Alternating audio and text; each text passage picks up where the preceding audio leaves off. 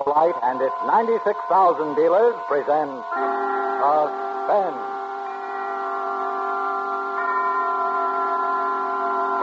Tonight, Autolite brings you a suspense play of love and death in a New York penthouse, The Well-Dressed Corpse, and starring Miss Eve Arden.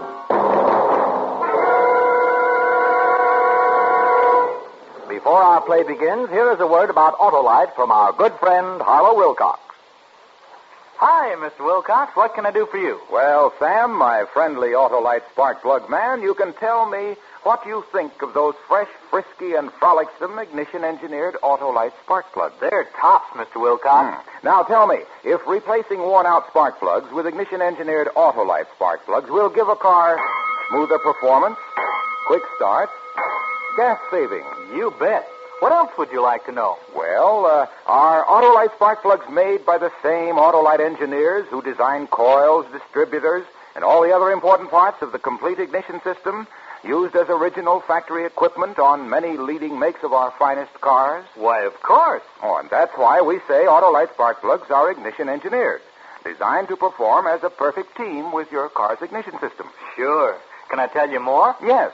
Do Autolite spark plug dealers, like you, replace worn-out spark plugs with ignition-engineered Autolite spark plugs, either standard or resistor type? Of course. But you know all about that, Mr. Wilcox. Yeah, but I just love to hear it. But you said it. And I'll say it again, because you're always right with Autolite. And now, with The Well-Dressed Corpse and the performance of Miss Eve Arden, Autolite hopes once again to keep you in suspense.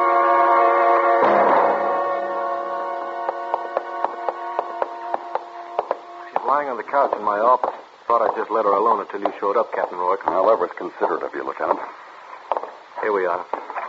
Inside. Are you sure that's her? I'm positive. Where was she picked up? In her bedroom? Hell's Kitchen, an alley. She lost her dress, and one of the boys gave her his overcoat. What's your name? My name is Ruth Franklin. How old are you? 33. Where do you live? Pickwick Arms on Riverside Drive. Do you drive a car? Yes. A blue convertible. Mediterranean blue. Did you go to school in the city? Graduate school, Columbia University. I went to Stanford.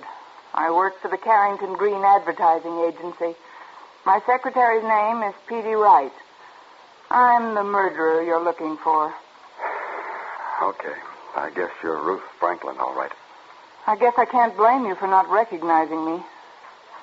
Did you know that 6 weeks ago I was voted one of the 10 best-dressed women in America? Yeah, I read something about it. I always knew that someday I would be. But when it actually happened, it was just as exciting as if it had been a total surprise. The invitation to the buffet luncheon to meet the press came on Friday. I ran right out and bought the most elegant and expensive dress I could find. And when I swept into the luncheon, everyone was looking at me, including the other 9 well-dressed women. Percy Hamilton of Radcliffe, a little bald-headed man who moved and looked like a startled chipmunk, met me as I came in. Oh, Miss Franklin, I'm so happy to see you. Right this way, please. You're a little late, you know. Percy, baby, you've confused me perhaps with a debutante. I work for a living. I'm going to put you here at table 13. Oh, pardon me, Mr. Mason. That's all right. Mr. Mason, may I present Miss Franklin? How do you do? How do you do? You two are going to be luncheon partners. Well, I'll run along. You, of course, couldn't be anyone else but the best-dressed Franklin. I'm not sure I like the way you said that, Mr. Mason. My tone was not meant to imply a personal indictment, Miss Franklin. In fact, it's a commendation. You play your part very well in this racket. Racket? Racket. Oh. I always draw the most charming luncheon partners. It was undoubtedly something in your childhood. They made you wear Buster Brown collars or velveteen knickers. I wore dungarees. No, it's just that I have the best prima facie evidence anyone ever had that this is a travesty on good taste and artistic judgment. Before I move to another table, Mr. Mason, I'd be utterly amused to hear one sentence telling me why you feel this way. I'd be happy to oblige. You see, I was picked as one of the best-dressed men. Mr. Mason, for the first time, I'm beginning to savor the sweetness of your judgment.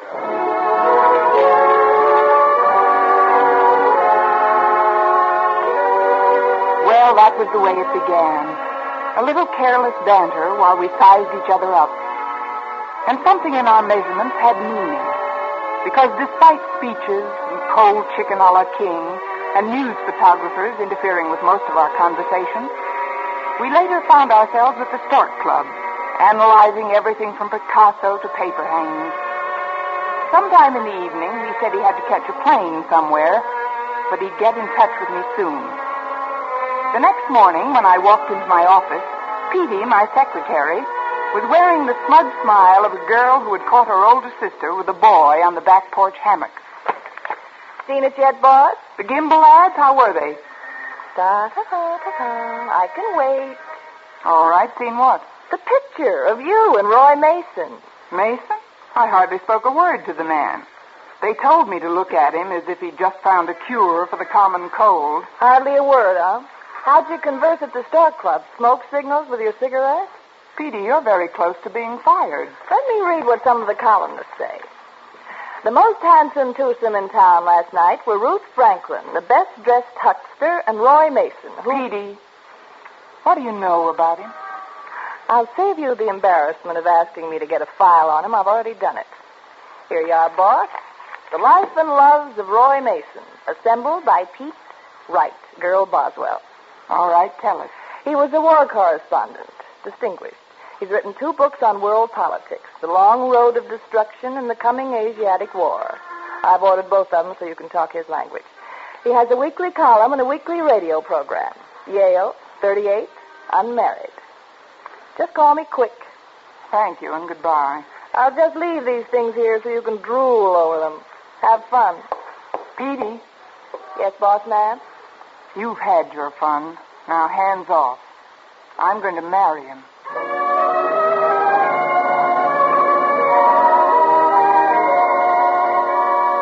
I read those clippings through from beginning to end. And when I went home that night, I took both of Roy Mason's books with me.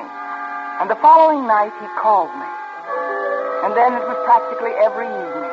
And cocktails and weekends and meals and fireplaces and books and talk and talk. I knew, and I let the papers know, that Ruth Franklin finally found a man who came up to her epic requirement. I had him hooked. Now it was time to reel him in. Roy, I have some news I know you'll be interested in. You going to run for president? Oh, no, nothing as small as that. I'm going to get married. You're going to get what? Married. Oh? To whom? A man named Roy Mason. I just decided. Ruth. I'm sorry, I can't. I'm already engaged. Who is it, Roy? A Long Island socialite, Elizabeth Granger. You know her? No, and I don't believe I'd want to. Oh, Ruth, did you think we were going to be married? Of course I did. And so did every newspaper and columnist in town. I never pay any attention to the gossip columnists. Well, a lot of people do. Oh, Ruthie, now, don't take it like this. You must have known I had a life before I met you.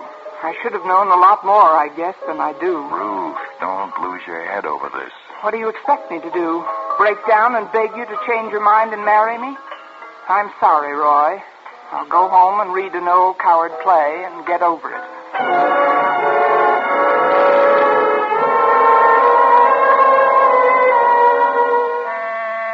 So that's the way it was.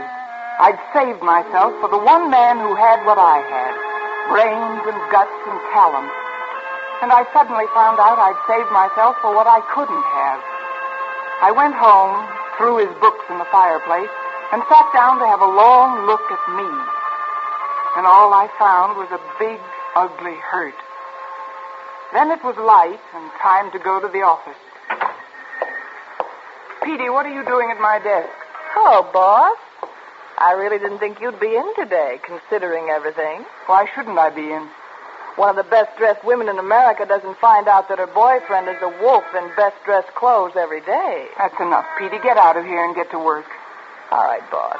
But it's happened to all of us one time or another. You should have practiced when you were young. Then you'd know more about what happened to you. Listen, you brainless little typist. Get out of here. Go on, get out. Okay, I'm going.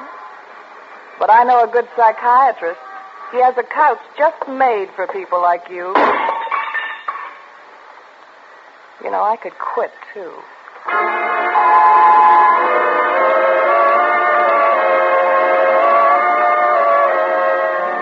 The whole office knew about it. It pleased their tight little minds that I'd been caught off guard. Most everyone, including our 3 vice presidents, found some sort of excuse to come in and see the woman who'd been taken in love. They were disappointed when they didn't find me planning a sudden trip to London or enrolling in Helena Rubinstein's charm school. But the lower echelon was even worse, especially the stenographers. They handed me those grief-sharing eyes, usually reserved for 16-year-old girls who've been jilted by the high school fullback. But by 5 o'clock, I swallowed 2 aspirin and my pride and called Roy. You've had 3 cigarettes and 2 martinis. Any conversation coming up? What is it, Ruth? Newsprint, for one thing.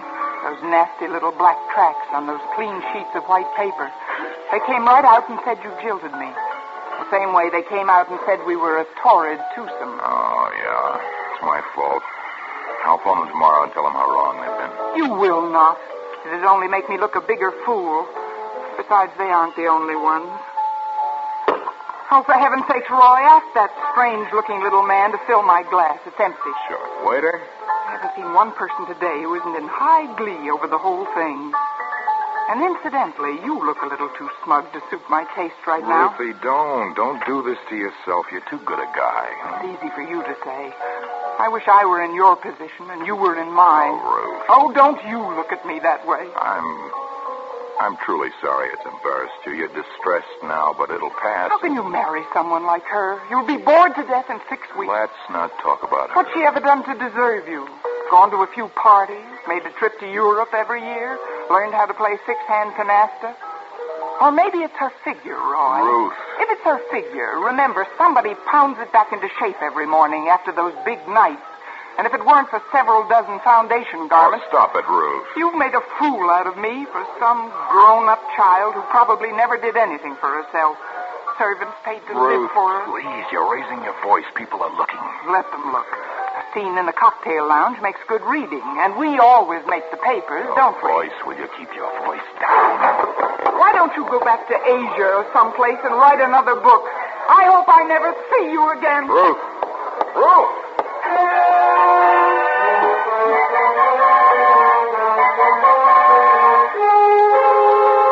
Roy looked foolish shouting after me.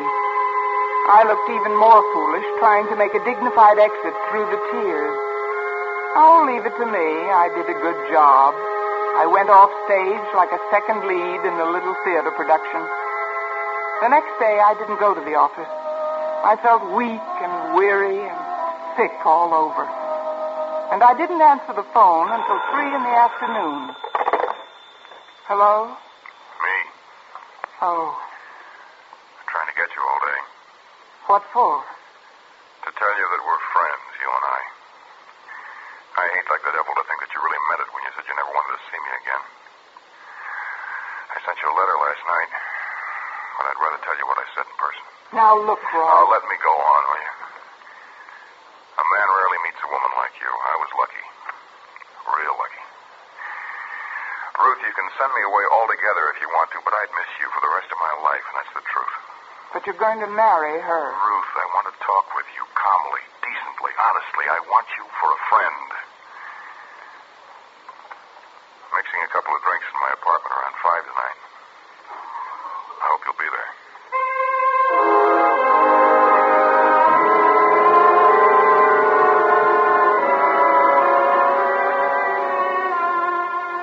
All of a sudden, I saw a way out of everything. And I spent the next 2 hours getting ready for Roy. I remember I was wearing a new black crepe sheets by Dior and my pastel mink. It was a cold night, but the air made me feel good. Better than I've ever felt. I was politely late.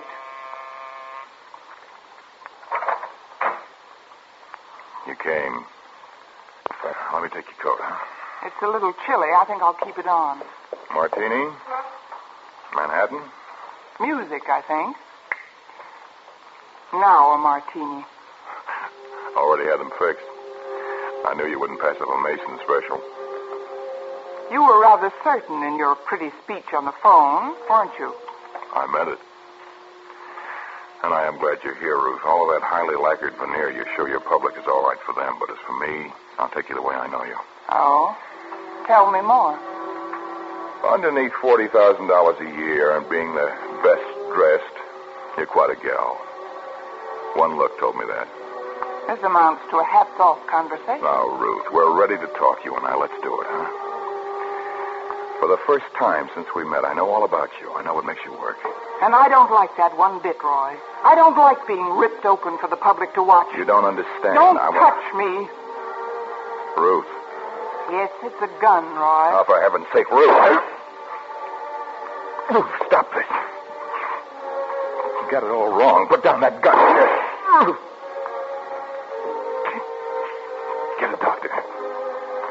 We'll say it was an accident. Stay away from me. Oh, the doctor. No. No, it wasn't supposed to be this way at all. Ruth. Ruth. I wrote you.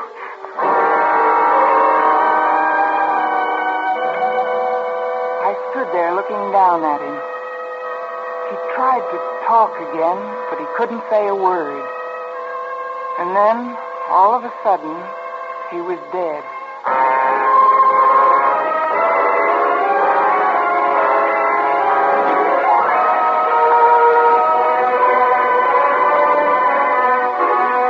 Autolite is bringing you Miss Eve Arden in The Well-Dressed Corpse. Tonight's production in radio's outstanding theater of thrills, Suspense.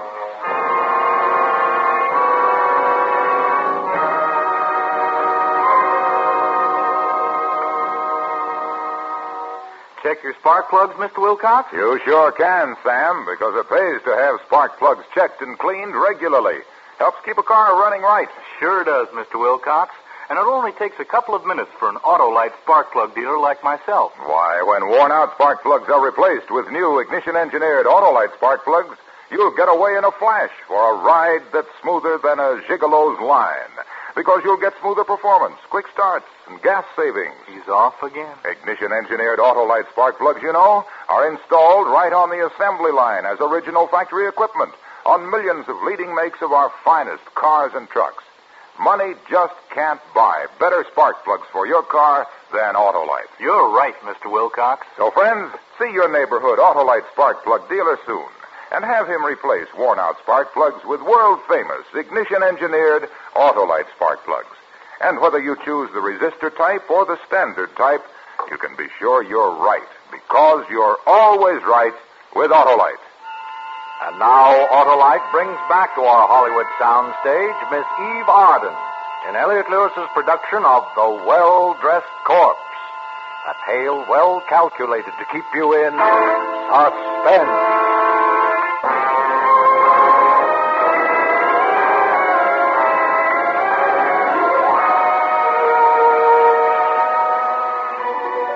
It hadn't occurred to me exactly what I was going to do after I had killed Roy Mason. I remember, though, I finished my martini, wiped up the spilled drink, and then just sat and looked at Roy, lying there on the floor. Hello? And then I was aware of someone pounding. Hello in there? What happened? Hello? What happened to somebody? Hello? Is everything all right in there? Oh, hello, miss. I live in the apartment next door, and I thought I heard gunshots in here. You did. What? Over there. Oh. Well, I better phone the police. Is there a phone? On the desk. Hello? Operator, get me the police. Yes, I said the police. Right away, they're going to shoot me.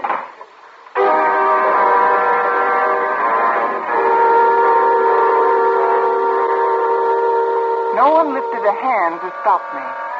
Downstairs, I got a taxi back to my own apartment, changed, threw some things into a bag, gathered up my jewelry and what money I had. I took my car out of the garage and drove to the station and caught a train as far as Greenwich. There, I registered under another name at a small hotel. I was going to go on up to Canada the next day, but there was something I just had to see before I left the country. So instead, I caught a train back to New York.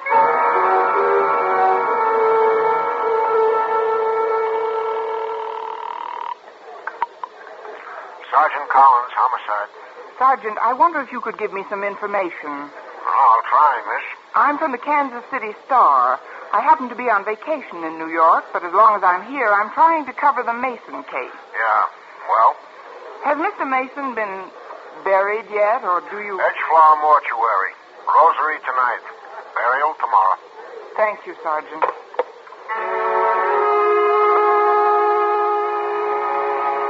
I was at the Edgeflower early, waiting across the street. It was cold and blustery, but I wanted to see her walk in. I wanted to see how well she could take it. But Elizabeth Granger didn't appear at his rosary. The next morning, I wore dark glasses and a veil. I went to his funeral, but she didn't.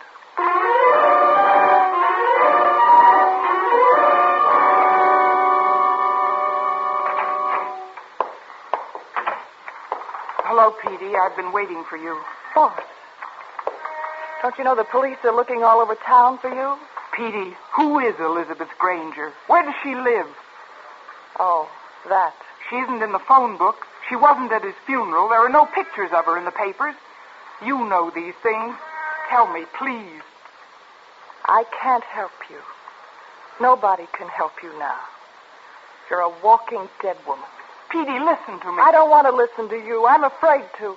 I'm afraid I'll end up like you someday. Well-fed, well-dressed, successful, well-known, but dead. I came here for help, not to listen to your opinion. Everything you ever said in your life was a lie. I did your legwork, looked up things for you, verified them, checked them. Well, I checked about you just to satisfy my curiosity. You didn't go to Stanford or graduate school at Columbia. You were born and brought up in Hell's Kitchen. You went as far as PS 432. You hated everything you had and were, and you tried to wipe it out. Petey, you must know. Tell me about Elizabeth Granger. I'll tell you this much. You're not going to have the pleasure of watching her suffer along with you. You know why? Because Roy Mason wrote you a letter that came this morning. I read it, because I never thought I'd see you again. Do you want to know what's in it? Yes, please. It makes you look 10 times as foolish as you do even now. He said that there was no such person as Elizabeth Granger. You're lying. He just invented her. Just invented her to get away from you. You're lying. There has to be an Elizabeth Granger. Here's the letter. Look for yourself.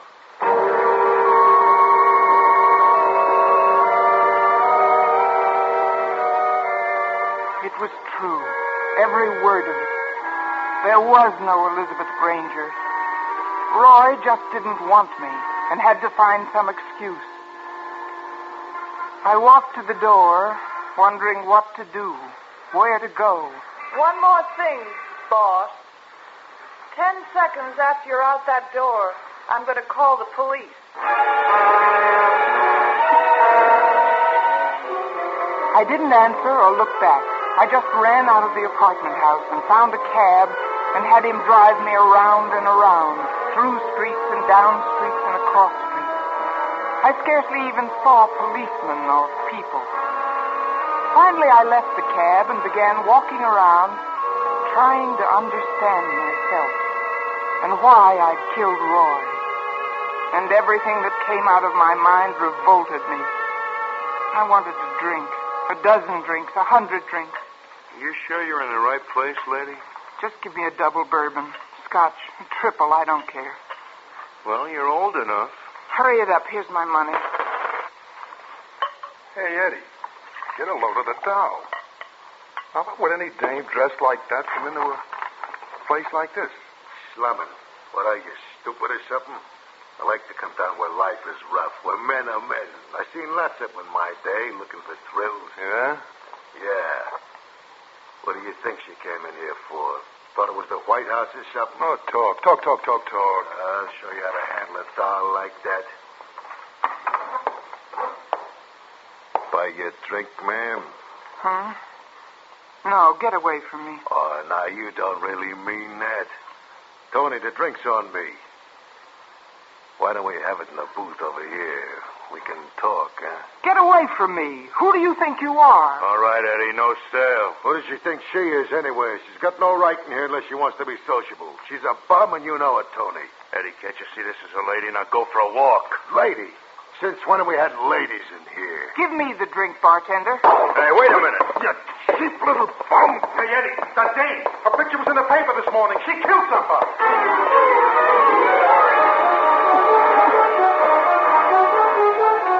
I ran out of there. It was only a matter of seconds until they called the police, so I just ran. I saw a police car, and I ran the other way. 2 blocks away, there was another police car at the intersection. I found an alley and ran down and fell headlong over a garbage can into the dirty, foul snow. I couldn't get up, and I cried cold tears. Come on, dearie. Come on. What are you doing? You won't need this coat where you're going. Leave my coat alone. That's all right, dearie. That's all right. Come on, the dress now. My dress! Ruby, help me get it off. You can't take my dress off me! I can use a fancy dress like that, and you can't wear it in jail. Now tear it off you if I have to. Don't, please, you can't. All right, here you are. Talk. Grab her shoes, Ruby, and let's go. My dress! They took my dress! Okay. Here we are, baby. You let them do it. Why did you let them do it? We'll get him. Now, come on. Lift up your head. I gotta see you. Oh, don't hurt me, please. I'm somebody. Yeah, that's what I thought. Ruth Frank. I'm somebody. I'm somebody.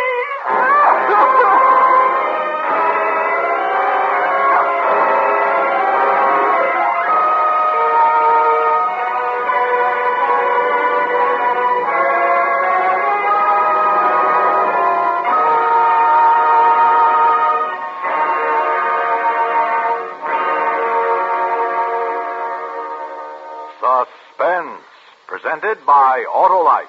Tonight's star, Miss Eve Arden. Hey, Sam, de-dust my windshield, will you? I can write my name on it. You can write, too, Mr. Wilcox? Can I write? Why, I blister blackboards writing about the over 400 products made by Autolite for cars, trucks, planes, and boats in 28 plants from coast to coast. These include complete ignition systems used as original factory equipment on many leading makes of America's finest cars. Generators, coils, distributors, electric windshield wipers, voltage regulators, wire and cable, starting motors. All engineered to fit together perfectly, work together perfectly, because they're part of the Autolite team.